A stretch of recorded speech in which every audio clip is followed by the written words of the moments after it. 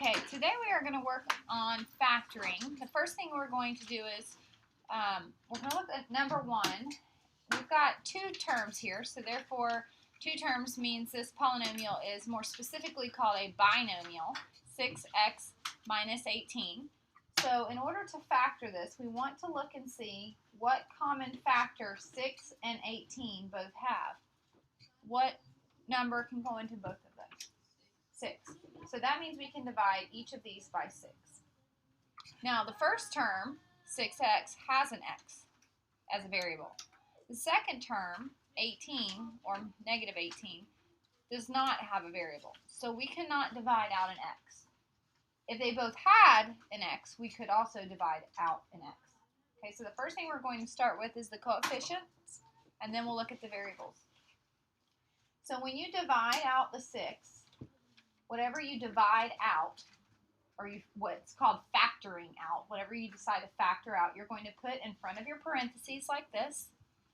And then 6x divided by 6 would leave you with just x minus 3. Now, in order to check your answer, you can think distributive property. 6 times x is 6x, and 6 times negative 3 is a negative 18. So you're basically just undoing the distributive property. Okay, you're working backwards is what you're doing. This is the answer that we're looking for right here. This would be the binomial factored. All right, yeah, let's look at number 2. 7x plus 14. What can we factor out of both of those terms? 7. 7. We can divide them both by 7. We cannot divide any variables out because there are no they do not have the same variable in each term. So 7 parentheses, what would go in the parentheses? X plus 2. X plus 2. Very good. Okay. Number 3. What can we divide out? And you want to go with the greatest common factor. 4 would be the greatest one. Okay. So 4 parentheses. 12x divided by 4 would be 3x plus 4. Good. 16 divided by 4 is 4. Okay, and on number 4, 14 and 42.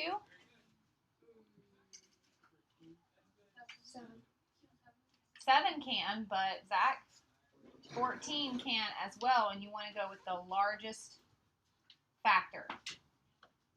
So 14 parenthesis, that goes under that table. X minus 3. Very good. Okay. So that's getting us started here. Are there any questions with those 4? Okay. Let's go on to the next slide here. All right, so we're going to do the same thing. Start with the coefficients first of all. Let's look at the 10 and the 14. What is the common factor between 10 and 14? The greatest common factor? 2. Okay. Now, the first term has an x squared. Remember, x squared means x times x. The second term only has x to the first power. So, remember, whatever you divide out of one term, you have to divide out of all of the terms. So, we were able to divide both terms by 2, so that's why we have divide by 2. We can also divide both terms by what? We've already taken care of the coefficient. Basically, wouldn't you say that we could do this? We could take 1 for 1, right? We could take 1 out of each of those. All right, so that would mean we would be dividing by just x to the first power. In the first term, x squared, you could divide x squared by x squared. But then if you go to divide the other term by x squared, you're going to end up having an x in the denominator, and we don't want that. Remember that whole discussion on polynomials that are closed versus not closed? Because if we were to divide this by x squared, that would end up giving us an x to the negative 1 if we were to keep it in the numerator, and that would not be okay. Okay, so we're dividing out a 2x. All right, so 10 divided by 2 is 5. X squared divided by x to the first power. Remember, you subtract the exponent, so 2 minus 1 is 1, so we are left with just x minus 14 divided by 2 is 7, and x divided by x is 1. So this would be your answer.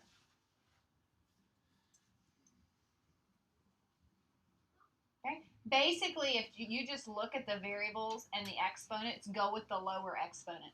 So the first term had x squared, the second term had x to the first, so the lowest exponent is x to the first, so that's what you can take out, really. That's the easiest way to look at it, but you need to understand why. That's why I was explaining the closure, about the polynomials being closed. Okay, number 6,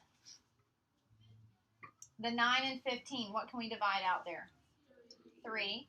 Okay, then we have x squared and we have x, so we can take out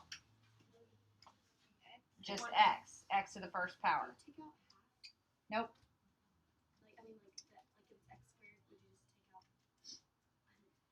The first term has x squared, the second term has x to the first. So all you can take out is x to the first from each of them. And here's another way to explain it. If we take x squared from here, x to the second power, we can't take x to the second power from here because there isn't another x to take. Okay? So we take out 3x. 9 divided by 3 is 3. X squared divided by x to the first is just x minus 5. Because in this term here, there was an x. We divided out an x, so there are no x's left in that term. Let's look at number 7. 24 and 16. What can we factor out of 24 and 16? 8. Okay, and then what about the y's? Just y to the first power. Okay, so we factor out an 8y. That leaves us with 3y minus 2. Good.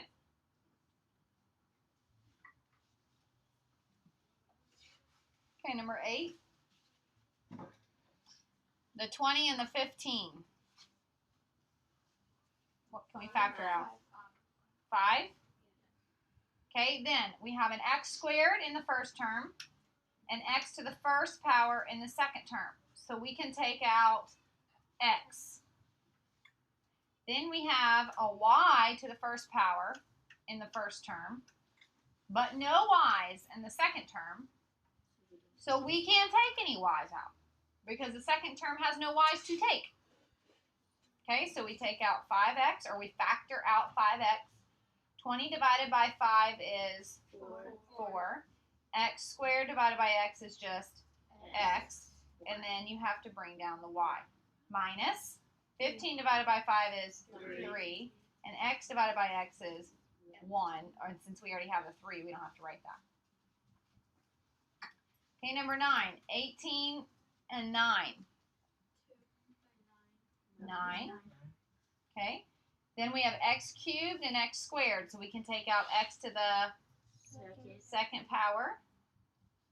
And then we have a y squared and no y's, so we can't take any y's out. So 9x squared, parentheses,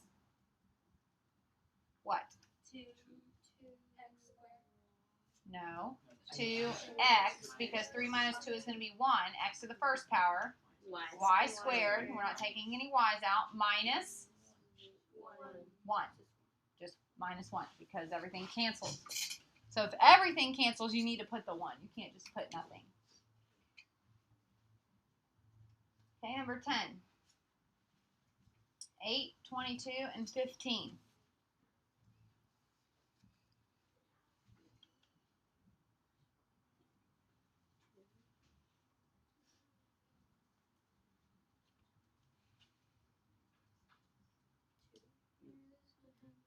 They don't have a common factor, do they?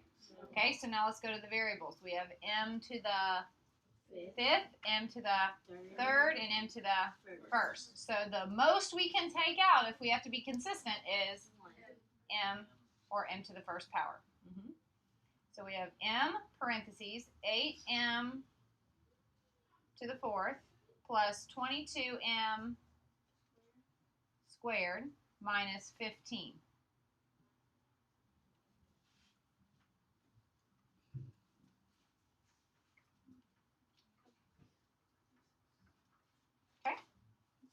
All right, 11. 8, 4, and 12. 4. 2 can work, but bigger is 4. We want to go with the greatest common factor. So we factor out a 4. Can we factor any x's out? Yes, just 2. No, because the 12 doesn't have an X. Right, the 12 doesn't have an x. The 12 is also called what? What's that called when it doesn't have a variable? The term in a polynomial with no variable is called the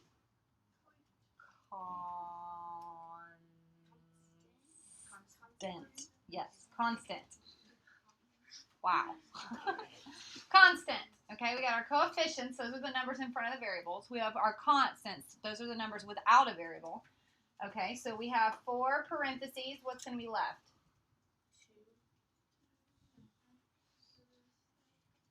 We still have x cubed there, right? We haven't taken any x's out. Minus, no, Minus X just squared. x squared minus 3. Are there any questions so far? Okay, number 12. 33, 9, and 30. 3? I would suggest if the front term, the term in the beginning with the higher exponent, which is called, that's how you figure out the degree of the polynomial, remember that? If it's negative, I would factor out a negative number. Can we factor anything else out? Just x, right? Okay, so we're factoring out a negative 3x, parentheses. So you have to deal with this a little bit at a time. You deal with this part first. So we're going to have 11 x squared. Then deal with the next portion. Very good. And then the last. Very good. Now, it is possible that, let's say you had a multiple choice question, that that might not be an answer. This might be an answer.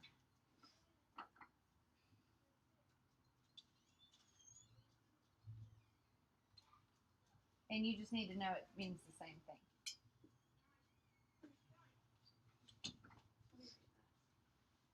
Yeah, I would probably write both of them, just so you understand. Because there we just factored out a positive 3, which means the signs wouldn't change inside the parentheses, right? It would just be what you originally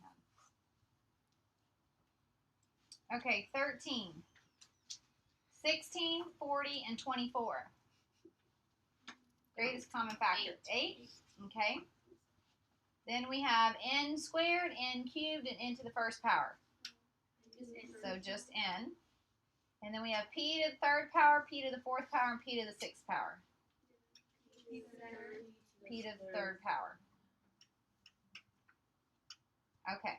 So, right, some people, they'll just write whatever they get when they divide all of that out as their answer, and they never put what they factored out in front of the parenthesis, and so it's wrong. You have to write in front of the parenthesis what you're factoring out. Otherwise, you're just writing a whole different polynomial.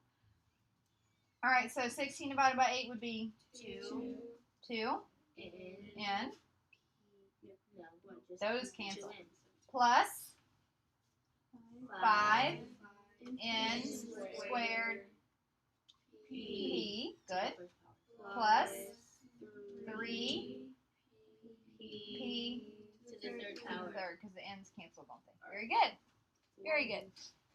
You guys are doing great. You feel pretty confident? Yes. Fairly confident? If you have questions, you can ask. All right, number 14. 16, 8, and 28.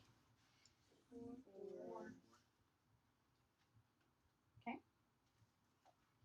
Any x's? Yes. No. Just X. Yes. Yes. Yes. Just x. Y? Just Y. Just y. So we are factoring out a 4xy. We are left in the parentheses with 4 x squared y cubed. Good. Minus 2x minus 7 y y squared. squared. Good. Okay, 15. 6, 24, and 12. Anything else? X squared Good. and 1y. Okay, so that gets factored out. And we are left with X X squared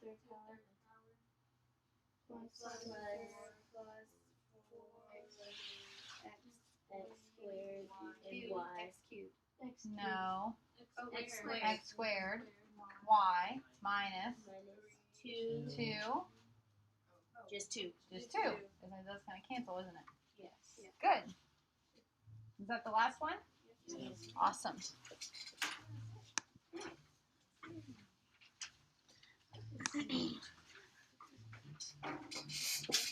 What unit are we in?